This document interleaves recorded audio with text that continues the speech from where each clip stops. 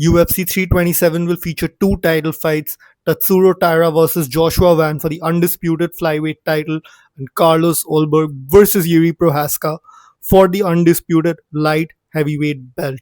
And that got me thinking, what are the greatest performances by title challengers of all times in the UFC? And that's what we are here to discuss today. This is MDMMA, and let's get straight to the list, baby. Coming in at number 5, Sean Strickland defeated Israel Adesanya by unanimous decision at UFC 293. Sean Strickland was a huge underdog coming into this fight. He had recently beaten Abus Magomedov, who wasn't even in the rankings, while Israel Adesanya was coming off his big KO win over Alex Pereira, avenging his loss. No one saw this win coming. AZ had already been a dominant middleweight champion with 5 title defenses over the likes of Paulo Costa and Jared Cannonier. While Sean Strickland was seen as a capable fighter, no one thought he would beat Izzy, and that's exactly what he did. Look at these stats: over 5 rounds, landed 137 significant strikes to 94 by Izzy. He had that huge knockdown in the first round, which I think really turned the tide of the fight. Izzy rarely never recovered from that. He was on the back foot the entire fight, and he basically beat one of the greatest strikers in the UFC with a jab, a teep, and an occasional right hand. This was amazing. If you saw this live, this is one performance I'm sure you'll never forget. Now, coming in at number 4, Islam Makhachev beat Charles Oliveira for the undisputed lightweight title at UFC 280. Charles was already cementing his legacy as a dominant champion. He had already beaten the likes of Justin Poirier and Justin Gaethje.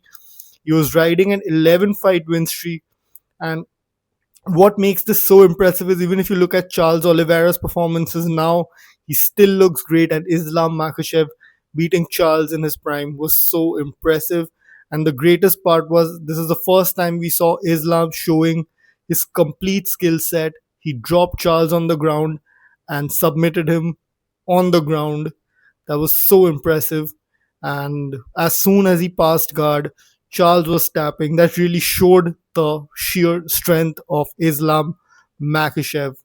Coming in at number 3, we have Piotr Yan beat Merab Dvalishvili in their rematch. As we all know, Peter had already lost to Merab around 2 years ago. Merab was riding a 14 fight win streak with wins over former champions like Sean O'Malley, Yan himself, Henry Cejudo, Jose Aldo, and wins over fantastic contenders like Corey Sandhagen and Umar Nurmagomedov. He had already had 3 title fights that year, all of which he won. But man, Yan dominated the fight. He defended the takedowns, out wrestled Mirab offensively, chewed up the body with kicks, and kept the jab in Mirab's face. And the craziest part was he never faltered to the pace. And Mirab actually, for a change, looked more tired than Yan did by the end of the fight. It was an insane performance. I mean, you got to give it up for Yan, man. One of the greatest fighters I have ever seen in the UFC. Just to watch, he's a pleasure to watch always. And let's see where he goes. I can see big things coming up for Yan in the future. While I do think Marab is the bantamweight goat, we might see Yan take over because he's around 2 years younger than Marab. We'll see how it goes. Number 2, Kamaru Usman beat Tyron Woodley for the undisputed welterweight title. Now, before Tyron Woodley was the guy who was getting knocked out by Jake Paul in the boxing ring, many were touting him as a potential welterweight goat.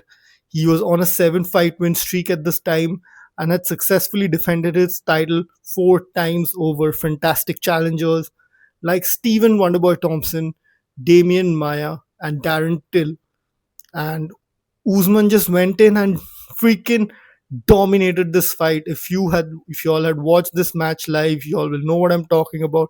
Just look at this: 336 total strikes compared to Woodley's 60, two takedown defenses, 2 takedowns compared to none by Woodley.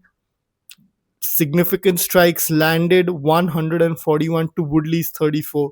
This was a dominant performance. Woodley looked so lost in the fight, and Usman looked like he was where he belonged. The body languages of the two, and making a champion look that uncomfortable in the octagon is a feat you barely ever see. And this cemented Woodley, this cemented Usman as a amazing fighter, because he was a really unknown fighter in the division at the time.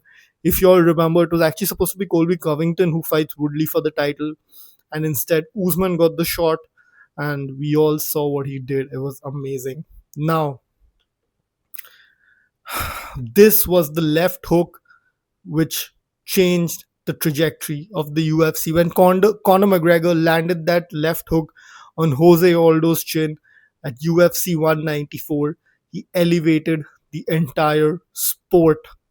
At this time, Conor was seen as more of a showman as opposed to a serious UFC championship caliber fighter. Jose Aldo at the time had been undefeated for 10 years. He had defended the featherweight title 7 times, and he was on an 18 fight undefeated streak. Of course, he had defended the title a bunch of times in the WEC as well. He was the only featherweight champion to have ever been in the UFC till that time.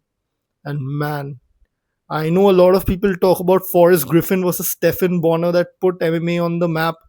But if you were part of this era, if you became a UFC champ during this time when Conor McGregor was rising through the ranks, you know exactly what I'm talking about. Now, these were my favorite performances by title challengers in UFC title fights. Let me know what you all guys think. Peace.